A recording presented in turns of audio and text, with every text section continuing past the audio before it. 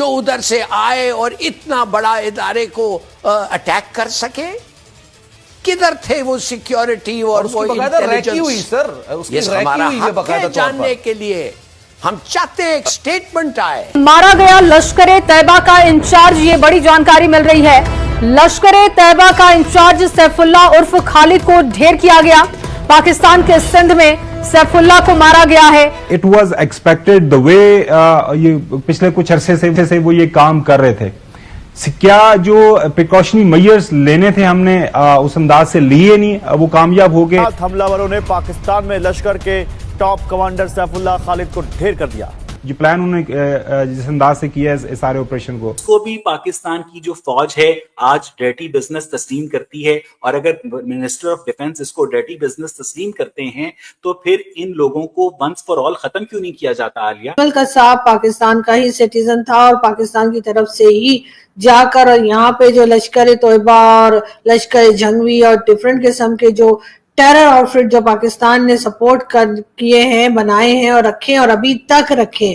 اس وقت انہوں نے پارلیمنٹ کے فلور پہ کھڑے ہو کے کہا تھا ہمیں اپنے گھر صاف کرنے کی ضرورت ہے. ایوریبڈی نوز. حافظ سعید ہو، چاہے مسعود اظہر ہو، اور اسی طرح کے کئی دوسرے جو ٹیررسٹ پاکستان میں پائے جاتے ہیں اور ابھی تک پائے جاتے ہیں. جو جن آپ نے پیدا کیا وہ پھر آ گیا سامنے. اس میں آپ کو پتا ہے کہ پھر جتنے دنیا کے بڑے بڑے دہشت گرد ہیں ان سے کس طریقے سے تانے بانے جو ہیں وہ جڑے رہے. آپ کہہ سکتے ہیں کہ اس طرح نہیں تھے جس طرح کے افغان جہاد کے بعد ہمارے سامنے آئے.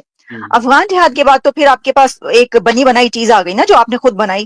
جو جن آپ نے پیدا کیا وہ پھر آ گیا سامنے. اس میں آپ کو پتا ہے کہ پھر جتنے دنیا کے بڑے بڑے دہشت گرد ہیں ان سے کس طریقے سے تانے بانے جو ہیں وہ جڑے رہے ہیں وہاں پر، اور اسامہ بن لادن تک پھر وہاں سے پکڑا جاتا ہے. تو جو آپ یہ بات کر رہے ہیں نا کہ وہ بنائے گئے، تو وہاں پر یہ بات تو تسلیم کی جاتی ہے پاکستان کے اندر اتھارٹیز اور جو پالیٹیشنز یا جو بھی بات کرتے ہیں اس کے اوپر، تو وہ یہ کہتے ہیں کہ یہ تسلیم کرتے ہیں کہ ماضی میں ایسا ہوا، ہاں پاسٹ میں ایسا ہوا، ہاں ہسٹری یہ ہے. کیونکہ یہ نا ایک کوزی ایریا ہے کہ آپ یہ کہتے ہیں کہ اس میں چھپ جاؤ، اس سے تو آپ نہیں نکل سکتے. اس سے اگر نکل پاتے ہوتے تو یونائٹڈ اسٹیٹس کی طرف سے ابھی جو یو ایس ایڈ بند ہوئی ہے، جو ملٹری ایڈ بند کی گئی کچھ عرصہ پہلے، وہ نہ کی جاتی. وہ اسی وجہ سے بند کی گئی تھی. تو اگر ایسا ہوتا تو آپ نکل تو نہیں پائے.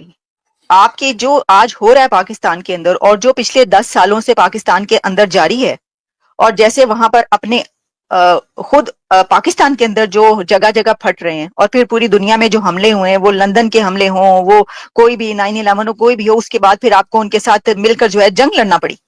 یہ جو کچھ ہوا ہے اس سے نہیں نکل سکتے. لیکن جو آپ کہہ رہے ہیں نا کہ دیکھیں ڈینائی کرنا تو بہت آسان ہے نا، وہاں پر وہ کیسے نہیں ایکسپٹ کر سکتے نا، وہ نہیں ایکسپٹ کریں گے اس چیز کو کہ جی آپ دیکھیں کہ مجھے یاد ہے کہ میں نے آرٹیکل لکھا جب یہ ہوا تھا اس کے اوپر، یہ یو ایس وڈرال کے بعد جب طالبان کی حکومت آئی تو زنجیریں توڑ کے داخل ہو گئی، یہ توڑ کے داخل ہو گئے. ہم نے یہ لکھ دیا تو جی جو دھمکیاں، جو کال، جو وہ، تو مجھے کہا یہ جا رہا تھا کہ جی آپ نے یہ کیسے سوچا کہ یہ ہم نے بنایا. سوال کیا ہوتا ہے، آپ کو کس نے کہا ہے کہ طالبان ہم نے بنائے ہیں؟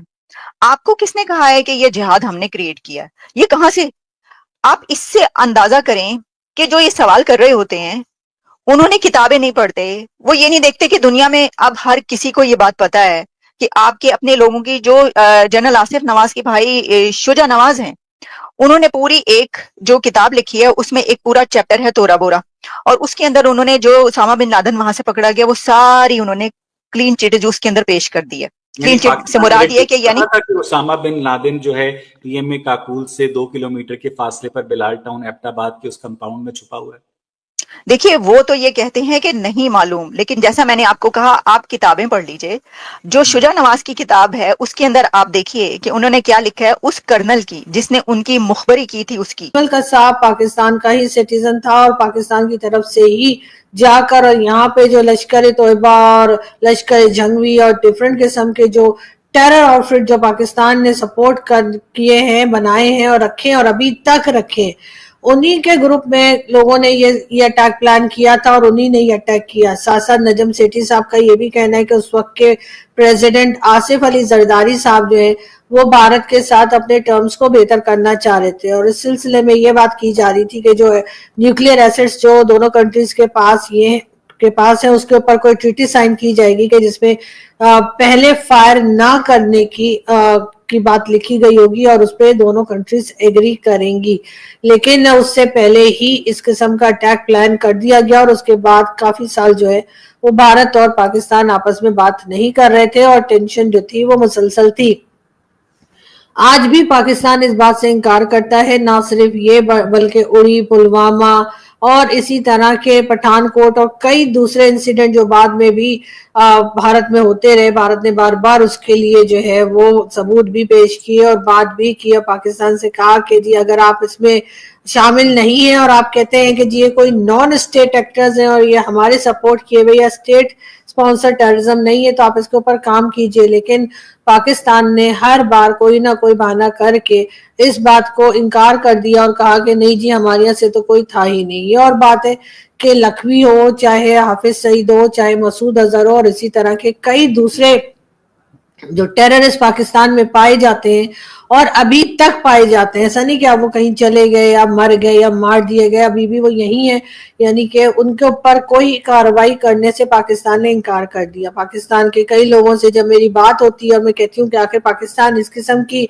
बातों को जब भारत कहता है तो उसके ऊपर एक्शन क्यों नहीं लेता, तो उन लोगों का जिनसे मैंने बात की पाकिस्तान में और पूछा कि आखिर पाकिस्तान इस तरह की बातों के ऊपर एक्शन क्यों नहीं लेता जिससे कि भारत की जो शिकायत है वो दूर की जा सके, तो उनका कहना ये कि देखिए अगर हम एक बार भी भारत की बात को मान गए और हमने इंटरनेशनल लेवल पे या मीडिया के आगे हमने कबूल लिया कि हाँ ये टेररिस्ट हमारे यहाँ है, हमारे यहाँ थे और हमारे यहाँ से ही गए, तो उसके बाद भारत जो है वो और ज्यादा शेयर हो जाएगा और ज्यादा मजबूत हो जाएगा, पाकिस्तान के ऊपर हर तरह के एलिगेशंस लगाएगा। भारत एक बहुत फजूल किस्म का आर्ग्यूमेंट दिया, बहुत फजूल किस्म का एक्सक्यूज था जो वो साहब मुझे दे रहे थे, लेकिन भारत इसी किस्म की बातें जो है वो बढ़ती गई होती। तो नमस्कार दोस्तों, वेलकम टू केवी पॉलिटिकल। दोस्तों हाल ही में आप लोगों ने देखा होगा कि भारत और पाकिस्तान के बीच में हालात बिल्कुल बिगड़े हुए हैं और पाकिस्तान की हालत टाइट हुई पड़ी है। इसका एकमात्र कारण है भारत और पाकिस्तान के बीच में हुए ऑपरेशन सिंदूर, जो कि भारत ने लॉन्च किया था, लेकिन इसको रिटेलिएट करने का प्रयास पाकिस्तान ने किया और उसने मुंह की मार खाई है। ऐसे कई कारण सामने आ रहे हैं, लेकिन एक और दरअसल बात आ रही है कि भारत, आप सभी को पता होगा कि हाल ही में भारत ने बताया था कि ऑपरेशन सिंदूर अभी तक ख़त्म हुआ नहीं है। और ऑपरेशन सिंदूर क्या था आपको बताता हूँ। ये क्या पाकिस्तानी आर्मी के खिलाफ था? नहीं। ये पाकिस्तान के लोगों के खिलाफ था? नहीं।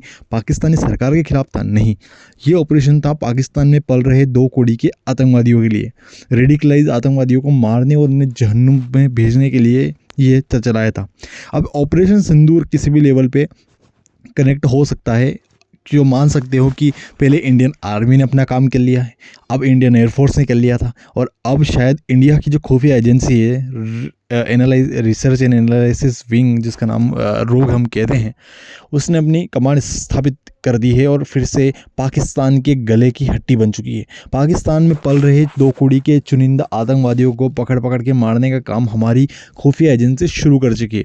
हाल ही में पता चला है कि किसी अननोन मैन ने पाकिस्तान के जो लश्कर तैयबा, जो कि हाफिज सईद का ऑर्गेनाइजेशन है, उसका जो सेकंड मोस्ट, जो हाफिज सईद के बाद जो सेकंड मोस्ट इंपॉर्टेंट व्यक्ति था, उसको किसी ने गोली मार दी चलते सड़क पर। अननोन मैन कौन है पता नहीं, लेकिन भारत के आतंकवादियों का जमकर सफाया कर रहा है, जो कि एक बहुत ही बढ़िया बात है, खासकर भारतीय लोगों के लिए।